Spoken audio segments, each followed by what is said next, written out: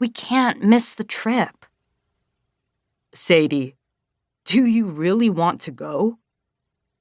I kept my eyes on the dashboard, unblinking, but I could feel Logan watching me. I thought, tell him, be open, show him you trust him. If I did that, our friendship, only as old as the school year, could grow and solidify.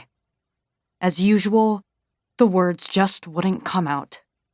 Logan tapped his fingers on the steering wheel, then stated, Okay, executive decision? I say we ditch. Maybe it was selfish of me, but I didn't argue. I'm good at mazes, like really good.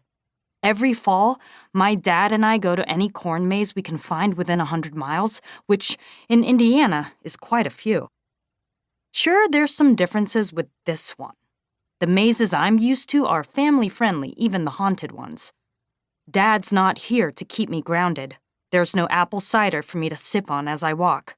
We don't even know how big the maze is. It could be acres and acres.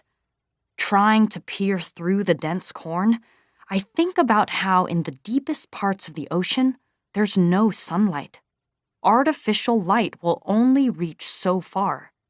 There's no way of knowing what's waiting in the darkness. The ocean is simply too big, too remote, and if you dive too deep... Right now, this maze doesn't seem that different. With the stalks so tall and so tightly packed, who plants corn that close together? We'll have no hope of knowing what's around a corner until we make the turn. Don't be so goddamn dramatic, I admonish myself. You're not in a horror movie. Besides, I'm good at mazes. I've gotten lost in plenty of 10-acre corn mazes with no guide, no map, and way more mud, but always found the path back out. So I say, let's go in. And when Logan says, Are you sure? I say, absolutely yes. I grab my school bag out of the car because you never know what you'll need on an adventure, and, more importantly, I really don't feel like carrying my water bottle in my hands. I won't let us get lost.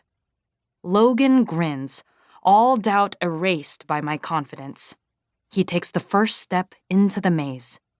For one dizzying moment, I see him as if through a lens flare. He looks over his shoulder, and a strange trick of the light makes it appear as if there are a dozen Logans copy-pasted behind him, all of them grinning. Then the light is gone, and it's just my one and only Logan, holding his hand out to me.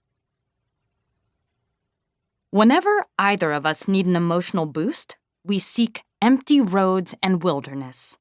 The closest and best place for that is Brown County, where there are no population centers large enough to be called a town, and the trees rule over everything.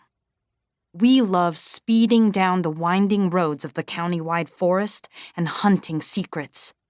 Although Brown County is our favorite, it wasn't what I needed that morning.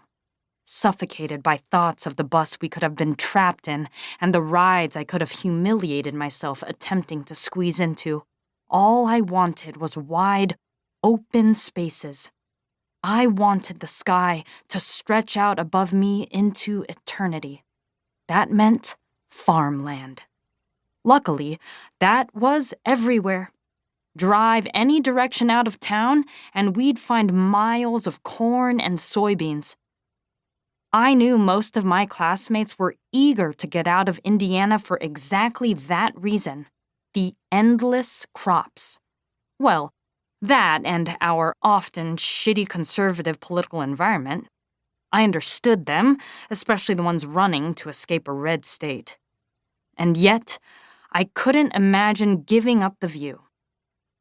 There was nothing like speeding down country roads flanked by oceans of green soybeans or golden late-fall corn gently swaying in the wind.